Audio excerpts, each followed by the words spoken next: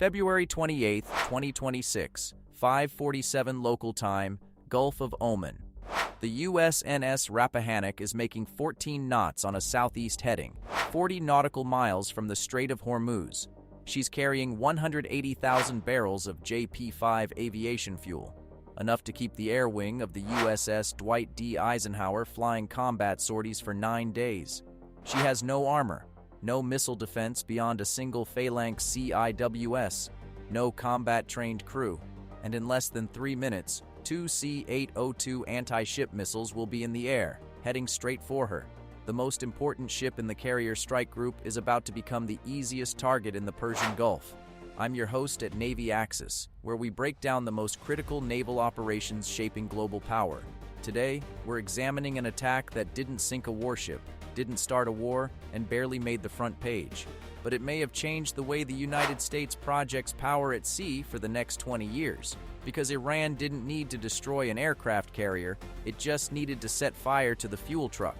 To understand February 28th, you need to understand what the Military Sealift Command actually is, and why almost no one outside the Pentagon talks about it. MSC operates roughly 125 ships. They carry fuel, ammunition, food, spare parts, medical supplies. They are the reason a carrier strike group can operate thousands of miles from the nearest American port for months at a time. Without MSC, the USS Eisenhower runs out of jet fuel in 10 days. Its escorts run dry in 7. The air wing is grounded. The destroyers can't sprint to intercept threats. The entire strike group becomes a collection of floating metal boxes waiting for someone to tow them home. MSC ships are not warships. They are crewed primarily by civilian mariners employed by private contractors. Their captains hold merchant marine licenses, not naval commissions. The ships themselves are built to commercial standards. Thin hulls, minimal compartmentalization, no redundant combat systems. The Rappahannock is a Henry J. Kaiser-class replenishment oiler, displaced 41,000 tons fully loaded. Length, 677 feet. Crew, 159 civilian mariners and a small Navy detachment of 48 personnel. Her defensive armament consisted of 1 Phalanx CIWS, a radar-guided 20mm Gatling gun designed as a last-ditch defense against incoming missiles, and several .50 caliber machine guns. Against a fishing boat or a small attack craft, that's adequate. Against a modern anti-ship cruise missile traveling at Mach 0.9, it's almost nothing. The vulnerability had been documented for years. A 2019 Congressional Research Service report flagged MSC ships as high-value, low-defense assets operating in contested environments. A 2023 RAND Corporation study simulated a conflict scenario in the Taiwan Strait and concluded that logistics ships would suffer 60% attrition rates in the first 72 hours. CENTCOM knew this. Fifth Fleet knew this. The captains of every MSC vessel transiting the Gulf of Oman knew this. The question was never if someone would exploit the vulnerability. The question was when. The tensions that led to the Rappahannock attack had been building since late 2025. In November, the IAEA published a report indicating that Iran had enriched uranium to 83.7% purity at its rebuilt Fordo facility. That's a fraction below weapons grade. Tehran claimed the enrichment was for medical isotope research. No one believed them. On December 4, 2025, the United States reimposed a full naval blockade inspection regime on Iranian oil exports. Every tanker departing Bandar Abbas, Karg Island, or Jask was subject to boarding and inspection by U.S. or coalition naval forces. Iran called it an act of economic warfare. On January 9, 2026, IRGC Navy fast attack craft harassed the USNS Charles Drew during a replenishment operation southeast of Bahrain. 3 boats closed to within 200 yards, ignoring radio warnings. The Drew's Navy security team fired warning shots. The boats withdrew. Tehran filed a formal protest. On January 22nd, a suspicious drone was detected circling the USNS Patuxent during a nighttime transit of the Strait of Hormuz. The drone maintained a distance of approximately 2 nautical miles for 40 minutes before disappearing. The Patuxent's crew couldn't determine whether it was Iranian military, commercial, or civilian. They reported it. Fifth Fleet Intelligence logged it as a Category 2 surveillance event. On February 11th, satellite imagery from the National Geospatial Intelligence Agency showed new construction activity along Iran's Makran coast, east of Jask. Analysts identified what appeared to be camouflaged vehicle shelters consistent with mobile anti-ship missile launchers. The assessment was marked low confidence because the shelters could also have been agricultural storage facilities. That assessment would prove catastrophic. 3 things went wrong before the first missile was ever launched. First, the intelligence. NGA's satellite imagery was reviewed by an analyst team that had been tracking 14 separate coastal construction projects along the Makran coast. The shelters near Jask were item number 11 on a prioritized list. They were photographed on February 8th. The imagery wasn't fully analyzed until February 19th. By then, the mobile launchers inside had already been repositioned twice. Second, the threat classification. Fifth Fleet's Intelligence Fusion Center categorized the Makran Coast missile threat as moderate, based on the assumption that Iran's C-802 inventory had been significantly depleted during the skirmishes of 2025. That assumption was based on signals intelligence intercepts from October that indicated supply chain difficulties at Iran's missile production facilities. What the intercepts didn't reveal was that Iran had received a covert shipment of 12 C-802 missiles from a third-party intermediary in November. The missiles arrived at Bandar Abbas in shipping containers marked as industrial pump equipment. Third, the escort gap. On February 27th, the destroyer USS Gravely, assigned as escort for the Rappahannock's transit, was diverted to investigate a suspicious submarine contact north of Fujairah. The contact turned out to be a biological false alarm. Whale. The Gravely spent 11 hours prosecuting the contact before reclassifying it. By the time the destroyer was released, the Rappahannock was already 6 hours into her transit. Alone. The gap was supposed to last 8 hours. CENTCOM's logistics planners assessed the risk as acceptable. The Rappahannock would be in open water, away from the Iranian coast, in daylight. Standard transit. They were calculating based on the threat they knew about, not the threat that was actually there. February 28th, 05:14 local time. A 2-vehicle convoy departed a concealed position 12 kilometers east of the Iranian coastal town of Sirik. Each vehicle was a modified MAN SX 8x8 heavy truck carrying a single C-802 anti-ship missile on a mobile transporter erector launcher. The convoy moved south along a dirt road toward a pre-surveyed launch position on a rocky bluff overlooking the Gulf of Oman. The C-802 is a Chinese-designed subsonic cruise missile. Export designation YJ-82. Range 120 kilometers. Warhead 165 kilogram semi-armor piercing high explosive. It flies at 15 meters above sea level during its cruise phase and drops to 5 meters during terminal approach. At Mach 0.9, a target has approximately 15 to 20 seconds between radar detection of the missile and impact. At 0531, both launchers were positioned and aligned. The crews had rehearsed this exact sequence 17 times over the preceding 4 months, always at night, always at different locations along the coast. The IRGC Aerospace Force had provided targeting coordinates based on radar tracking from a Kaiser-class surveillance drone that had been orbiting at 18,000 feet since 0300. The Rappahannock appeared on the Kaiser-class's radar as a large, slow-moving return with no escort within 30 nautical miles. The drone operator in a command post near Bandar Jask confirmed the target's course, speed, and bearing. He relayed the firing solution to the launcher crews via encrypted radio. At 0541, the IRGC commander authorized launch. At 0543, the first C-802 left its launcher. Booster ignition sent a plume of white smoke across the bluff. 7 seconds later, the second missile fired from the adjacent vehicle. 2 missiles, 6 seconds apart, both accelerating to cruise speed within 12 seconds of launch, both dropping to sea-skimming altitude within 40 seconds. Time to impact, approximately 4 minutes and 30 seconds. Aboard the Rappahannock, the day had started normally. The morning watch had turned over at 0400. The civilian crew was preparing for a scheduled underway replenishment with the Eisenhower, expected at 1400 that afternoon. The Navy Security Detachment was conducting routine bridge watches. At 0545, the ship's SPS-67 surface search radar detected two fast-moving contacts bearing 015, range 22 nautical miles. The contacts were closing at approximately 540 knots. The radar operator was a Navy Operations Specialist Second Class, 23 years old, 7 months into his first deployment. He had 4 seconds to process what he was seeing. The contacts didn't match any known air traffic in the area.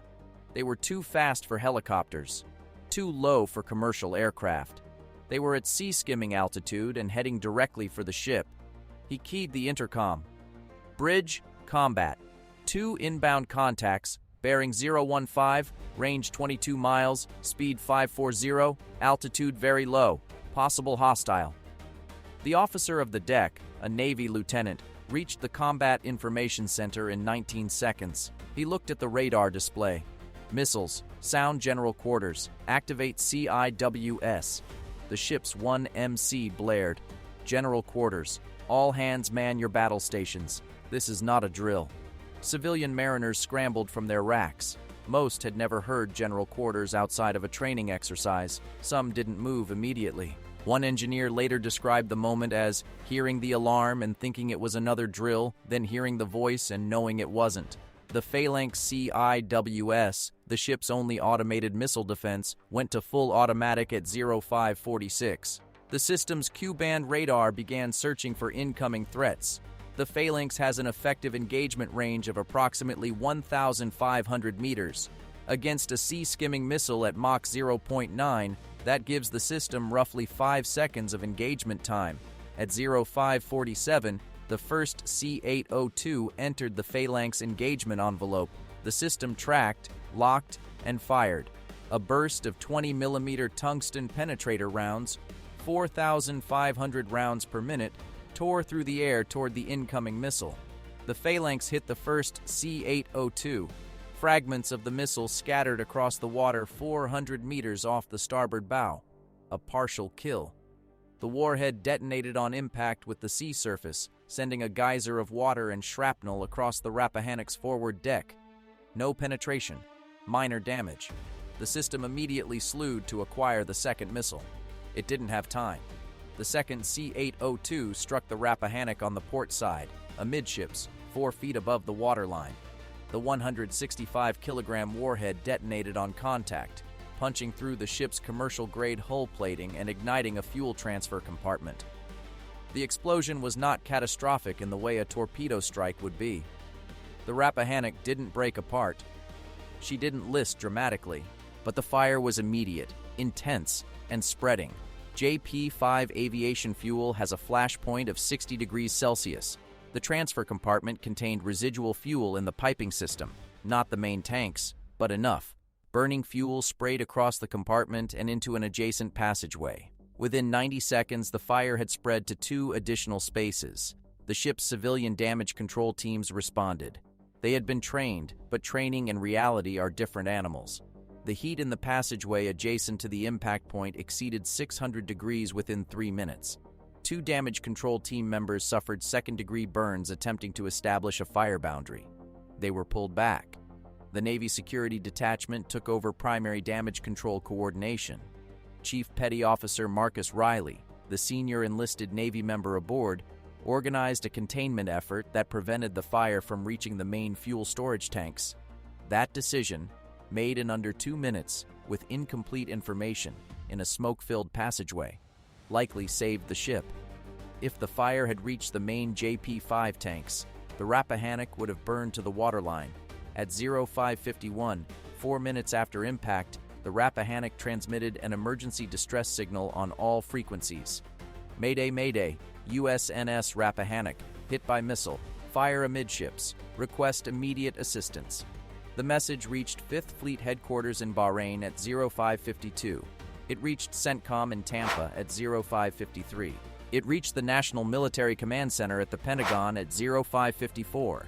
By 0600, every flag officer in the U.S. Navy's chain of command knew that an MSC ship had been hit. The response was fast, but revealed the underlying problem. The nearest warship, the destroyer USS Gravely, was 47 nautical miles northwest, still returning from the false submarine contact. At flank speed of 31 knots, she was 90 minutes away. The frigate USS Constellation was 130 nautical miles south, escorting a different logistics convoy. 3 hours minimum. 2 FA-18E Super Hornets from the Eisenhower's Air Wing were airborne within 18 minutes of the distress call. They reached the Rappahannock's position at 0612 and established a combat air patrol overhead, but the launchers on the Iranian coast had already displaced. The TEL vehicles were back under camouflage netting within 15 minutes of launch. The Super Hornets had nothing to strike. The fire aboard the Rappahannock burned for 7 hours. The crew fought it with every resource available: firefighting foam, seawater hoses, portable extinguishers. The civilian mariners performed with a discipline that surprised even the Navy personnel aboard. Captain Sandra Okafor, the ship's civilian master, maintained command throughout, coordinating damage control from the bridge despite smoke contamination that forced her team to rotate through emergency breathing apparatus every 20 minutes. By 1430, the fire was contained. By 1700, it was extinguished. The cost: 2 compartments gutted. The fuel transfer system completely destroyed. 11 crew members injured, 3 critically, all from burns and smoke inhalation. No fatalities. The Rappahannock could not conduct underway replenishment operations. The ship that was supposed to refuel the Eisenhower strike group was now itself in need of rescue. A commercial salvage tug from Fujairah took her under tow on March 1st. She arrived at Fujairah anchorage on March 2nd, where she remains as of this report. The Eisenhower strike group was forced to divert the oiler USNS John Lenthall from a replenishment mission supporting operations in the Red Sea. That left the destroyer USS Carney without scheduled refueling for 72 hours. The Carney reduced speed to conserve fuel, which in turn reduced her patrol coverage of a Houthi threat zone by 40%. One missile hit on one logistics ship cascaded across 3 operational theaters. Iran's strategy became clear in the days following the attack. IRGC-affiliated media released a statement claiming the strike was a defensive response to American aggression in Iranian territorial waters. Tehran denied any involvement, attributing the attack to patriotic forces acting independently. The missiles, the launchers, the drone, the targeting data, the rehearsed firing sequence, all supposedly the work of unnamed non-state actors. Nobody believed the denial. But nobody could publicly prove the chain of command without revealing intelligence sources. This was the model Iran had perfected through Hezbollah, through the Houthis, through Shia militias in Iraq. Plausible deniability layered on top of operational sophistication. The strategic logic was elegant. Iran calculated, correctly, that the United States would not escalate to a direct military confrontation over a damaged logistics ship with no fatalities. The attack was calibrated to fall below the threshold of a casus belli while delivering maximum operational disruption, and the disruption was enormous. Within 48 hours of the Rappahannock attack, CENTCOM issued new standing orders. No MSC vessel would transit the Gulf of Oman or the Strait of Hormuz without a dedicated destroyer or frigate escort. Period. No exceptions. The math was brutal. Fifth Fleet had 7 destroyers and 2 frigates in theater. On any given day, 2 to 3 were in port for maintenance or crew rest. That left roughly 6 to 7 surface combatants available for operations. Before the attack, those ships were distributed across offensive patrols, carrier escort, anti-submarine warfare screens, and Houthi interdiction in the Red Sea. After the attack, 2 to 3 destroyers were permanently tied to MSC escort duty. The effect was immediate. Carrier strike group commanders found themselves with fewer escorts. Anti-submarine patrols were reduced. Houthi interdiction operations in the Bab el-Mandeb Strait were scaled back. Intelligence collection sorties that relied on destroyer-based sensors were curtailed. Iran had effectively multiplied its naval power not by building new ships, but by forcing the U.S. Navy to subtract its own. Vice Admiral Catherine Alexopoulos, commander of Fifth Fleet, reportedly told CENTCOM Commander General David Rodriguez in a secure video conference on March 3rd, "They've found the seam, and they know it." The seam had always been there. The U.S. Navy is the most powerful naval force in history. 11 nuclear-powered aircraft carriers, over 90 cruisers and destroyers equipped with the Aegis combat system, submarines that can remain submerged for months, an air wing that can project power across entire oceans.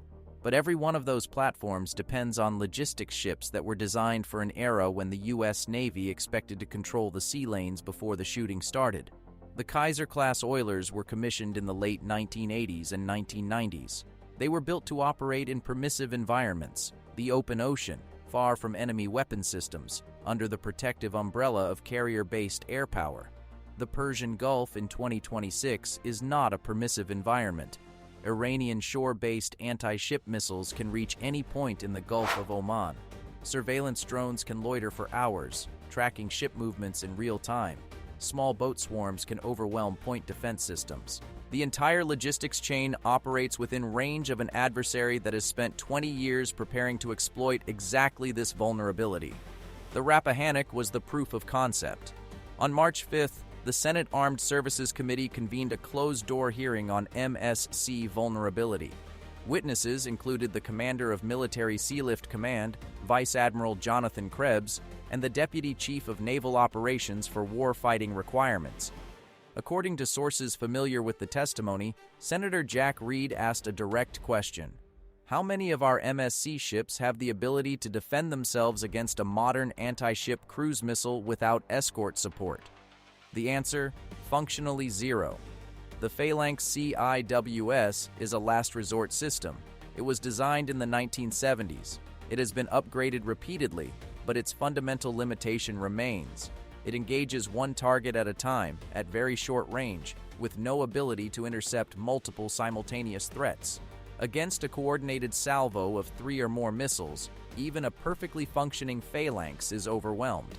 MSC ships have no electronic warfare suites, no chaff launchers, no decoy systems, no ability to jam incoming missile seekers, no point defense missiles. Their radar systems are commercial-grade surface search sets, not combat systems designed to detect sea-skimming threats at maximum range. Senator Roger Wicker reportedly asked why MSC ships hadn't been upgraded with better defenses given the known threat environment. The answer involved budgets, bureaucratic inertia, and competing procurement priorities.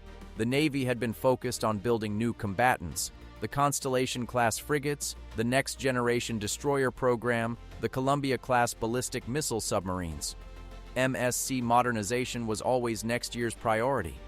Next year arrived on February 28th. The Pentagon announced on March 12th an emergency supplemental request to Congress for $2.3 billion to upgrade MSC vessel defenses. The package included CRAM missile defense systems for 20 oilers and supply ships, NOLCA active decoy launchers, enhanced electronic warfare suites, and upgraded radar systems. The timeline for installation, 18 to 24 months. Meaning that for the next 2 years, MSC ships would continue transiting the world's most dangerous waterways with the same inadequate defenses that failed the Rappahannock. 2 days after the supplemental request, Iran's Supreme National Security Council issued a statement through state media. The statement didn't mention the Rappahannock. It didn't mention the attack at all. Instead, it addressed the continued American military occupation of the Persian Gulf and warned that all instruments of this occupation remain legitimate targets for defensive action. The message was understood. The logistics ships were targets, and Iran was telling the world it would hit them again. Comment, convoy, if you think the U.S. Navy needs to rethink how it protects its supply ships. The deeper problem extends beyond the Persian Gulf. China has been watching. On March 8th, a PLA Navy intelligence collection ship was observed conducting what appeared to be surveillance of a Military Sealift Command ammunition ship transiting the Philippine Sea en route to Guam. The USNS Carl Brashear was carrying conventional ordnance for pre-positioned stockpiles at Naval Base Guam. She had no escort. In a Taiwan Strait contingency, U.S. logistics ships would need to transit the first island chain, within range of Chinese DF-21D and DF-26 anti-ship ballistic missiles, YJ-18 cruise missiles, and submarine-launched torpedoes. The distances are greater than the Persian Gulf. The threat envelope is larger.